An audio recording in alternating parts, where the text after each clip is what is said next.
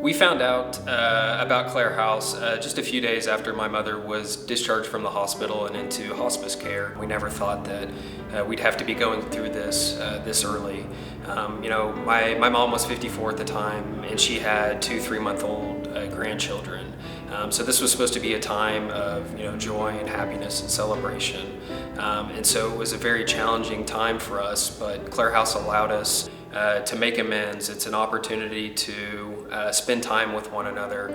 It's an opportunity to celebrate life at a time when that's very difficult to do. We were cared for by the volunteers. They would come in the kitchen and prepare meals. A lot of times, you're not really thinking. You just want to spend as much time as possible. A lot of times food, you don't even think about getting food, and so just knowing that there was a nice home prepared meal here in the building was huge for us.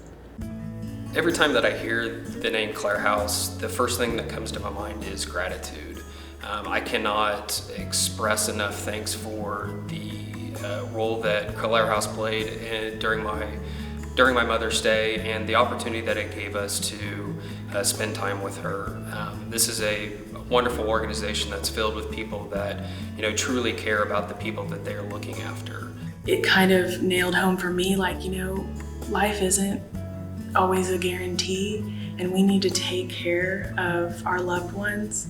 And so I want to contribute to Clarehouse so that way my parents, if they need to, can come here and be taken care of like Ben's mom was taken care of. The role that Clarehouse plays in supporting families and guiding people through that end-of-life process is so important.